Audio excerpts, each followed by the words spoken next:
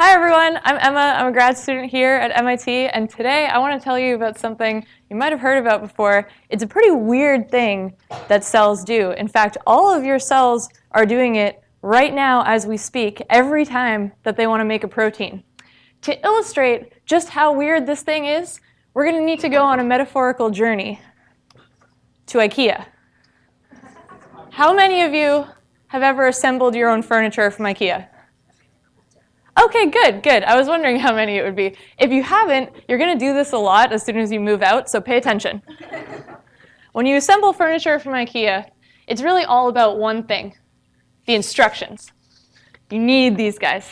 They're supposed to be universal, like the genetic code, which is what makes this such a great metaphor. So say you go to Ikea and you want a malm. Nothing like a great malm, I always say. Who in the front row would like a malm? You take a malm? Okay, so you'll go to Ikea, you'll ask the person behind the desk for the instructions on how to build a malm. And I'll say, oh yeah, we've got that right here, but actually, wait a minute. You don't really need this page. You don't really need this page either. You might want this page. You don't really need any of that. And you probably want this page too. So let me put that back together for you. There's your malm. Now you know how to build it. So if I were you, I'd be pretty upset right now. Like, first of all, that's a huge waste of paper. These come from trees. Second of all, it just doesn't make any sense. Like, why would you print out that whole booklet if you only really needed those 2 pages? Well, you can maybe understand why it was so baffling to scientists in 1977 when they discovered that that is exactly how a cell expresses protein.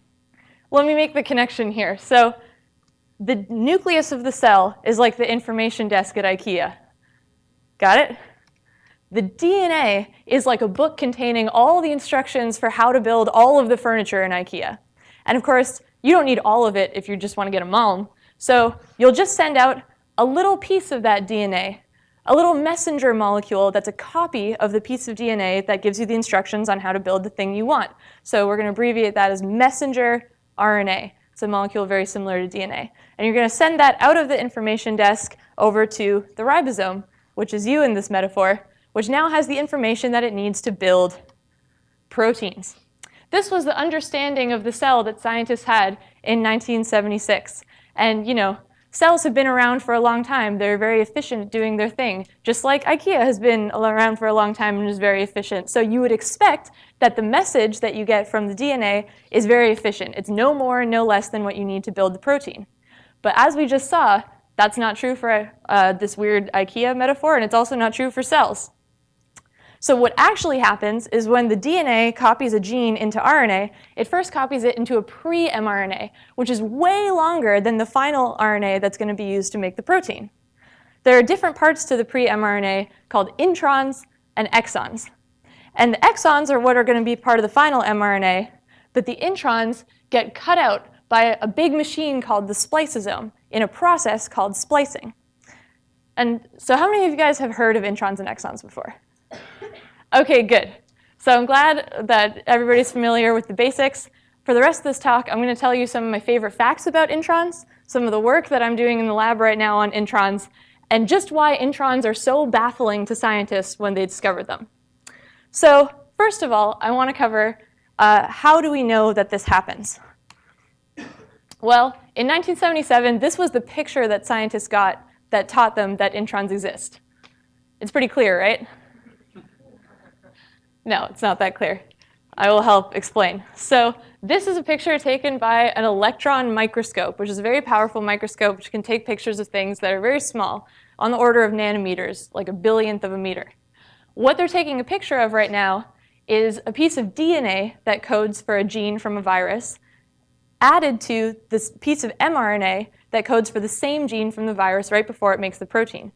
And what you would expect if the mRNA is exactly the same as the DNA, if the sequences match, is that they would stick together and form one thick squiggle across the screen. But that's not what they saw at all. They saw a thick squiggle here, where the DNA and the mRNA matched, but then they saw lots of thin squiggles coming off of it. This picture won the Nobel Prize in 1993. This is a very important picture. they realized, they deduced from this, that there are pieces of DNA that aren't present in the mRNA. And it's not like the mRNA is just one little piece at the end of the DNA or something. It's actually different pieces of the DNA that are discontiguous across the linear structure of the DNA. So you can see from the picture, like this part here is thick, and then there's a loop that comes out, which is the big intron C, and then there's a part where it binds again, and then there's a loop that comes out for intron B, and then one for intron A. So people were amazed when they saw this. This is one of the most surprising things that had been discovered in biology to date, because it didn't make sense with the nuclear Ikea model that we had before, where cells are super efficient just sending out just the instructions that they need. So this paper was published in 1978 called Why Genes in Pieces, which is where I get the title of this talk, where Walter Gilbert, who is an American scientist, decided to name these pieces introns for introgenic regions that get cut out, and exons for expressed regions. This is extremely confusing, because you would expect that the introns would be the pieces that stay in, and the exons are the pieces that exit. And I have no idea why they let him name them anyway, because he wasn't really involved in the discovery, but that's showbiz, baby. So one of the reasons that this is such a big deal is that it doesn't just happen in this virus and like some random frog in the Amazon. This happens in all eukaryotes. So any like plant, animal, fungus, insect, whatever that you can think of, it's got introns. Do bacteria not have introns? Does anybody know the answer to this? Who thinks bacteria have introns? Raise your hand. Who thinks bacteria don't have introns? Okay, you're both kind of right. They don't have the same kinds of introns that eukaryotes have, but they have their own kind of introns, which I won't get into because they're more complicated. But the point I'm trying to make here is that introns are universal across the kingdom of life. So what about humans? You might think that humans are highly evolved and we wouldn't do such silly things like this, like wasting all of that RNA that we're not actually going to use in the final mRNA, right? Maybe we just have a few introns or they're small. But no, introns actually in humans are present in like the highest density of almost any animal that we know. So 97% of genes in humans have at least one intron. On average, human genes have like 8 introns per gene. And introns are way bigger than exons. Like, I don't know if you realize this from just like the diagrams that you get in AP biology or whatever, but like the average intron is 10 times bigger than the average exon. So you might have heard the figure that like only 1 or 2% of the human genome is genes. Well, that's just talking about the protein coding part, the exons. If you look at how much of the human genome is introns, it's like a quarter of the genome, it's 26%. That's huge. It's the biggest slice on this pie, which is sort of artificial because it depends how you slice it up, but still, introns are a big chunk of the human genome. And the longest intron is over 1 million base pairs, and it's in this gene called potassium channel interacting protein 4, which is my favorite of the potassium channel interacting proteins. You can see on this scale here that this intron is over 1 million bases. This bar here represents 500,000. And the exons are just these tiny little blips. This is a way that scientists have of representing genes a lot of the time, with exons as a thick line and introns as a thin line. So the enzyme that makes RNA from DNA, does anybody know what it's called? Oh, I heard it, RNA polymerase. Whoever said that, great job. It moves at about 1 to 4 kilobases per minute. So the amount of time that it takes to build this intron that's over 1 million base pairs long is 12 hours. Imagine if you went to Ikea and asked for an instruction booklet, and they were like, okay, wait 1 sec. And then they spent 12 hours printing out an instruction booklet, and then they burned it all in front of you before they gave you one piece of it. You'd be like, why did you do that? So that's why introns are so baffling. I'm just trying to give you like an impression of how weird this is really and the scale of it. And speaking of scale, did you know that introns are huge in the cell? Here's a picture that I love from a textbook that you can actually get for free online. It's called Cell Biology by the Numbers. The URL is there at the top. I'd highly recommend checking it out. They have a lot of really cool facts like this. Here's an artist's impression of an mRNA next to the protein that it makes to scale. That's how big the RNA is compared to the protein. In every diagram you've ever seen of a cell, the RNA is probably a tiny little squiggle, and then the protein is like a big, interesting blob, because proteins are, seen as the movers and shakers of things in the cell, and so they're overrepresented in how big they are. But in fact, the units that build up proteins, does anybody know what those are called? Yes, thank you. Are on average about a third the size of the units that make up RNA, which are called nucleotides. Yeah, so a nucleotide is about 3 times as big as an amino acid. So if you had an RNA that was the same length as a protein, it would be 3 times as big. But RNAs aren't just the same length as the protein they code for. They're 3 times as long, at least, because you need 3 bases to code for 1 amino acid. And then you have like untranslated regions and the poly A tail and all that. So most mRNA is about 10 times as big as the proteins that they code for. And this is without the introns. Are you ready to see how big this mRNA would be with its introns?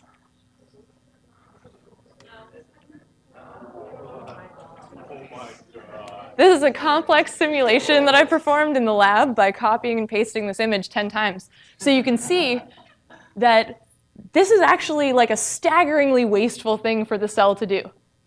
So I hope I've convinced you that introns are super weird, and it's just bizarre that they exist at all. So probably what you're thinking now is why? Why does the cell go to this huge effort in almost every single gene 8 different times to synthesize a big intron that just gets cut out and destroyed immediately? Well, unfortunately, or actually fortunately for grad students like me, the answer to that question is still an area of active research. We don't actually have like one clear, concise answer to why introns are still in all eukaryotic genomes and haven't been weeded out by natural selection. We do know a couple clues to the answer of this question, a couple interesting things that introns can do that I'll tell you about in the next few minutes. To explain the first one, we need to go back to Ikea. So let's say you go back to Ikea, and this time you need a Billy. It's weird because most of their things are named after like Swedish names, but every once in a while they throw an English name in there. I don't know why. There's some code, I think. So say you need a Billy, and the first time you go, you get page 1 and page 5. And they staple that together and give it to you, and you follow those instructions, and you get a Billy with 6 shelves. And that's great. It's the perfect size, not too big, not too small. But now you need a bookshelf for like a library with really high ceilings, and you want to put a ton of books on it.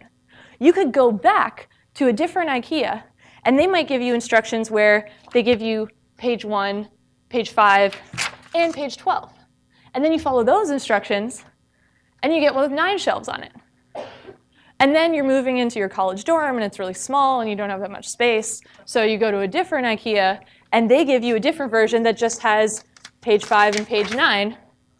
And then you get one with 3 shelves, which is perfect, because that's like the height of the ceilings that you'll be living in.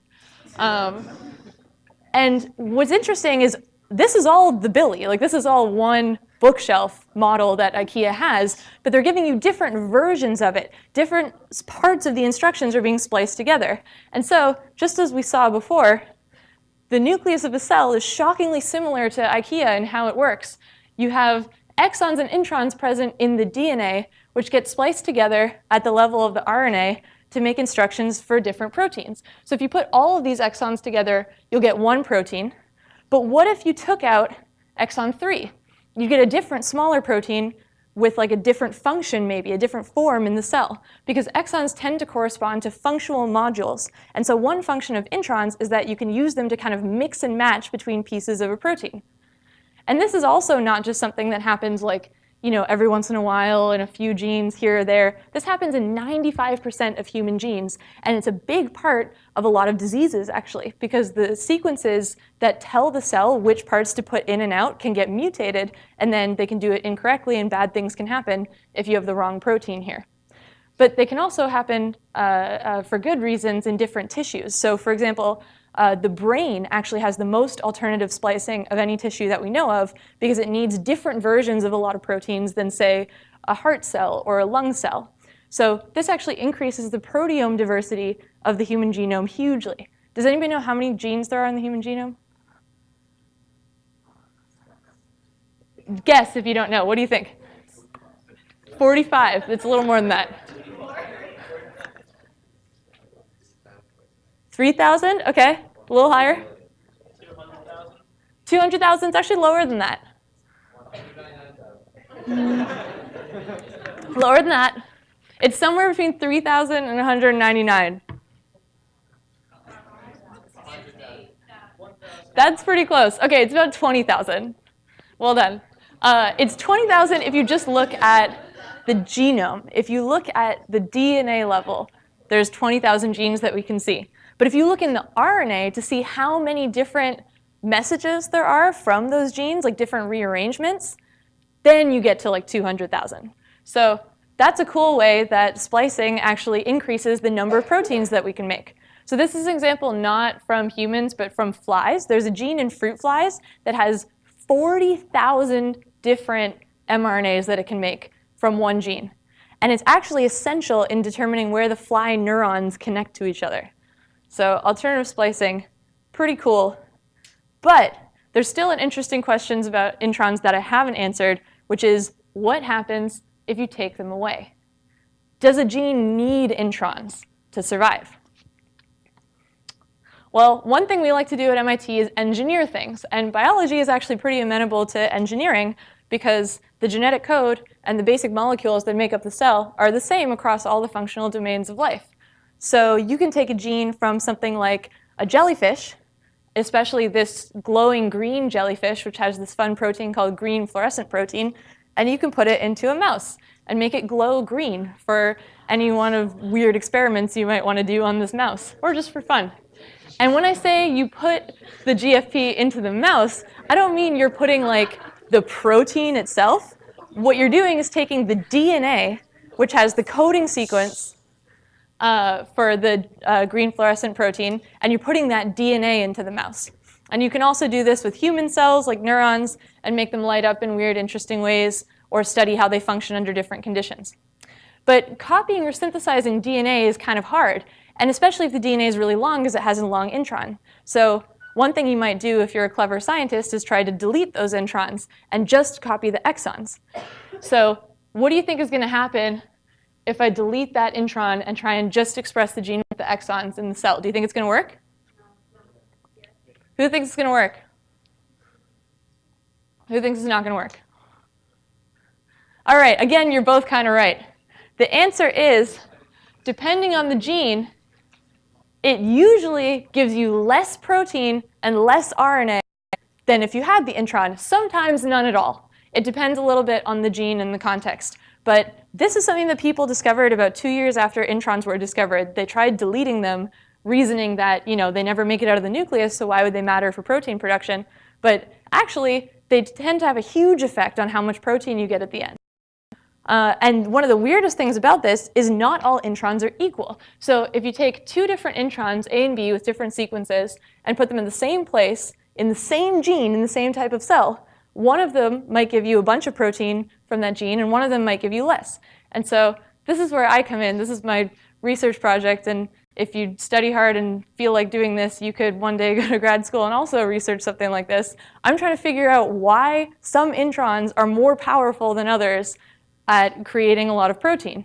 And this is, again, something that's universal. It's observed in all eukaryotes that have been examined, that generally including an intron tends to enhance gene expression, deleting it tends to decrease gene expression. So how do we think this happens? Well, there are some hypotheses that in this process of gene expression, the spliceosome doesn't just like cut and run, so to speak. It can do two things. One, it can recruit more RNA polymerases to the DNA to make more of the pre-mRNA place. And then two, it can deposit proteins on the mRNA before it goes out of the nucleus and either help it get out of the nucleus or help it get to the ribosome and make more protein from that message. But it's still not known, like, do all introns do this? Which introns do it? Which more than others? And so here's my plan for my PhD, which I'm working on. It's not quite done yet. I want to take this gene from the jellyfish that I talked about earlier, the green fluorescent protein, and I'm going to put a bunch of different introns in it. Like, I don't know, maybe 1 million. Which actually isn't that hard, because all I'm going to do is take a constant gene sequence, and then when I'm synthesizing the intron part, I'm just going to mix together all 4 DNA bases so they get incorporated at random. And that way you can have like an unbiased combination of different sequences there and test, okay, if I put that gene into cells, I know that the cells that make the most of the gene will be the brightest green. So then I can sort them out afterwards and sequence them to figure out which introns are in the brightest green cells and which introns are basically amplifying the expression of that gene the most. So I don't have the answer yet, but I'm working on it. Keep you posted.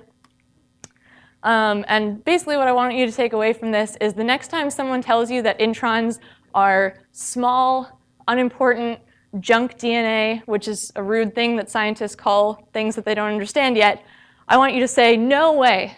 Introns are fundamental to both proteome complexity and gene regulatory mechanisms at the transcriptional and translational level. And if you can't remember that, just say, no, they're a big deal. Because no one knows what these missing pages might be whispering in the ears of the rest of the cell. And I think it's about time we start listening. Thank you. I'll take any questions.